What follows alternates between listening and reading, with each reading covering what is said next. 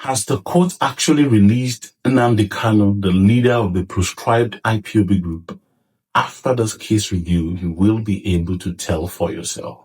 This is the case of the Federal Republic of Nigeria versus NNAMDI KANU, decided in December 2023. This is the background story to this case. In this case review, I will refer to the Federal Republic of Nigeria as the appellant and NNAMDI KANU as the respondent.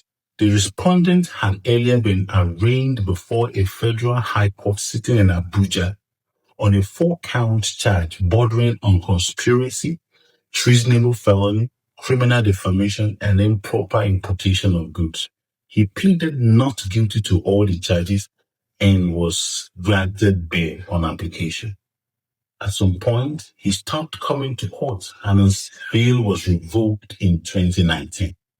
But according to the respondent, he did not jump bail, but was forced on exile by the actions of the Nigerian army in a joint operation together with some other law enforcement agencies, during which they ransacked the community of the respondent in a bid to extrajudicially kill him, thereby leading to the death of some community members, including his parents.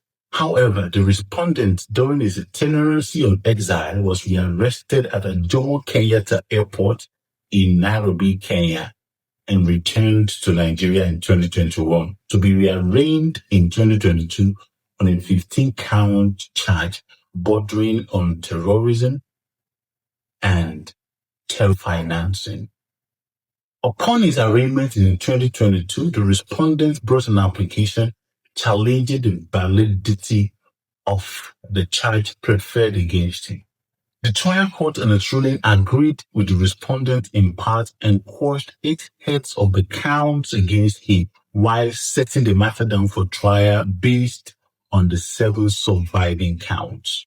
Dissatisfied with the decision of the trial court, the respondent filed an appeal, and on appeal, he made a heavy weather of the issue of the jurisdiction of the Federal High Court to try him, citing the circumstances surrounding his extradition, also challenging the validity of the counts that were saved by the trial court.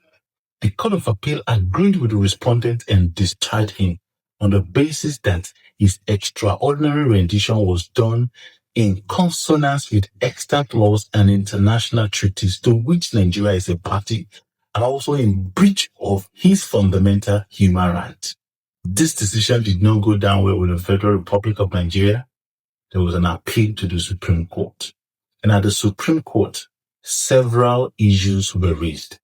The respondent himself filed the cross appeal. Prime amongst the issues that the Supreme Court had to decide was whether the Federal High Court would have jurisdiction to try the matter despite the extraordinary rendition of the respondent. In a decision handed down by 5 panel justices of the Supreme Court, the Supreme Court unanimously held that though the violation of the rights of an accused person can lead to an action on fundamental rights or other civil claims, or even a disciplinary action against the erring law enforcement officers, it in itself cannot bar the court from exercising jurisdiction to try the accused person. And again, since the charge against the respondent borders on terrorism, which is of importance to national security, the court should be circumspect in considering the issue of human rights. And in a nutshell, the Supreme Court overruled the decision of the Court of Appeal and sent the case back to the trial court for continuation of trial. I find very important a contributory judgment of Justice Agim in this case. I will read to you verbatim. But the reality in the Nigeria peculiar situation is that no allegation of commission of a crime would be tried if the court declined jurisdiction to try a criminal case or invalidate it because of the violations of the fundamental rights of the accused and other unlawful actions of the prosecution that occurred in the process of investigating a criminal complaint against him, or in the process of initiating the criminal case arising from such complaint, or in the process of bringing him to court, or in dealing with him while he is standing trial in court.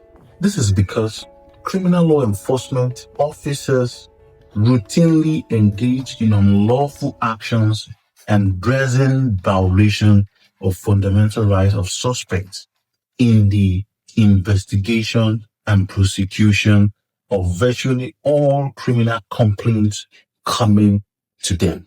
And now, if somebody should ask you again, did the court release NNAMDI KANU? I believe you should have the right answer. And it's like coming your way again for another case review. I am Oluwagbemida.